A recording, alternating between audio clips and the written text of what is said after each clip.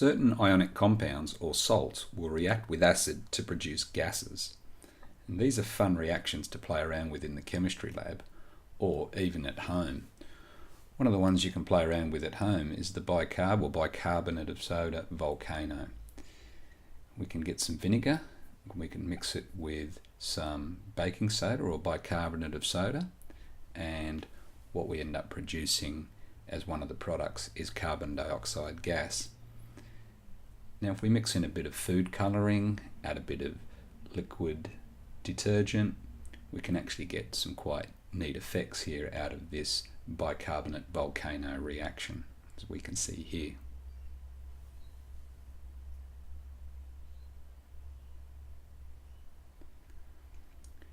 This reaction, the mixing of vinegar with bicarbonate of soda, the active ingredient of the vinegar is acetic acid.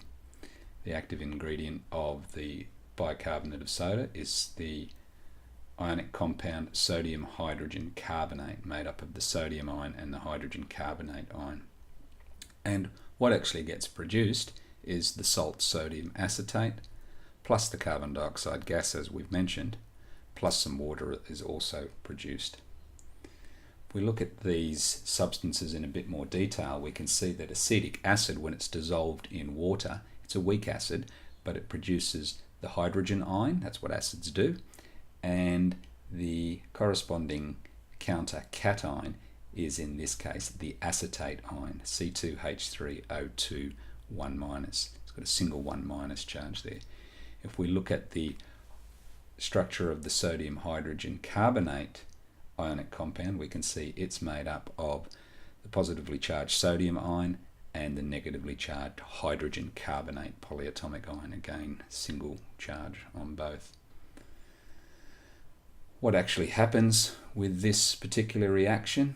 It's in effect a double displacement reaction. What you're doing here is the acetate ion is displacing the hydrogen carbonate ion, so that the sodium and the acetate ions get together to form the sodium acetate salt, and at the same time the hydrogen ions are displacing the sodium ions in the sodium hydrogen carbonate, and they are coming together over on the right hand side. The H+ ion and the bicarbonate ion or the hydrogen carbonate ion combine to form carbon dioxide gas and liquid water. So what we've got is an acid plus a hydrogen carbonate salt produces a salt plus carbon dioxide plus water. One of the more famous and more favourite reactions involving gas formation. We've got an acid plus a salt gives you some other salt plus carbon dioxide plus water. It's not the only salt that will do it. Hydrogen carbonates plus acid will produce a salt plus carbon dioxide and water, and so will carbonate salts as well. So an acid plus carbonate will give you a salt plus carbon dioxide plus water.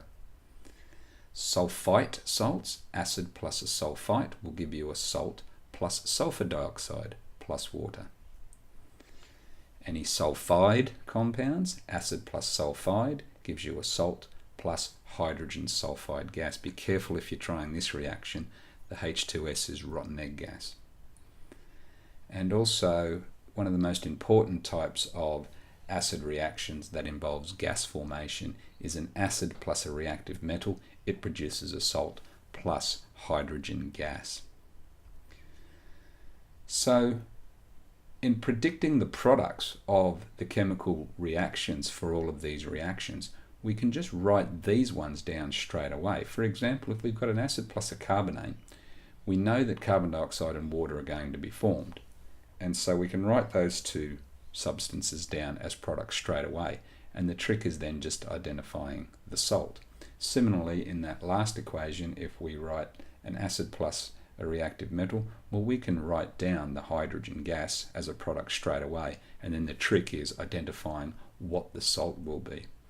So this salt here in every situation will be derived, the cation will be derived from these substances here, and the anion will be derived from the acid. So let's have an example. An acid plus carbonate gives you a salt plus carbon dioxide plus water. Let's choose an acid. In this case, it's nitric acid. We'll choose a carbonate salt, sodium carbonate. Acid plus carbonate gives you salt plus carbon dioxide plus water. So we can write the carbon dioxide and the water down straight away. The trick now is identifying what's the identity of the salt. And in effect, it's a double displacement reaction, and one of the displacements is that the nitrate ion from the acid is displacing the carbonate ion from the sodium carbonate. And so what we're getting is the cation from the carbonate salt and the anion from the acid coming together to form sodium nitrate.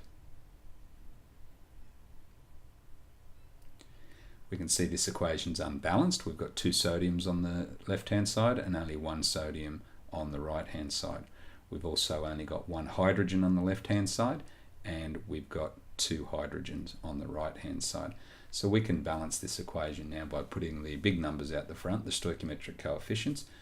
2 lots of the nitric acid plus 1 lot of the sodium carbonate produces 2 lots of the sodium nitrate plus carbon dioxide gas plus liquid water.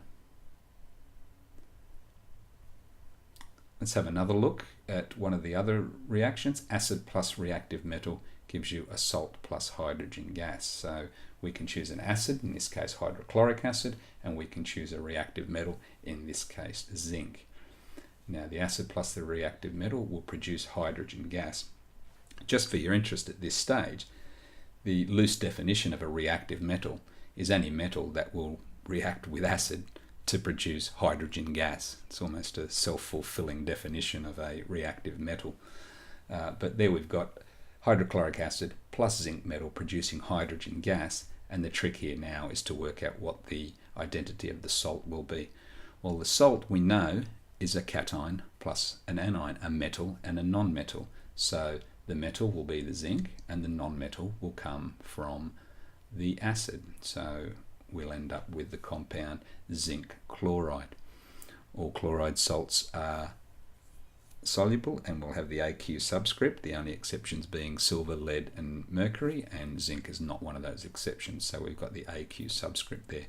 Now you'll notice I've written down the chemical formula for zinc chloride as ZnCl2, and the Zn ion is always a 2+ ion.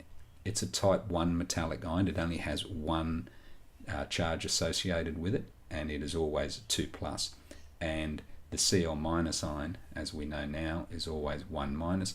When we do our crisscross method, we take the 2 from the 2+ charge of the zinc and bring it down as the subscript for the chlorine, and we take the 1 charge from the chlorine and bring it down to be the subscript for zinc. So we get Zn1Cl2 or just ZnCl2 as the formula for zinc chloride.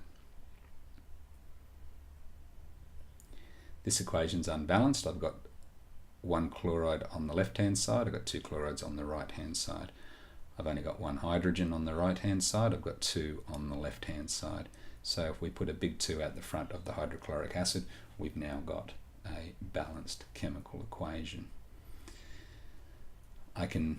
That's a full molecular equation. We can write out the full ionic equation and the net ionic equation if that's required.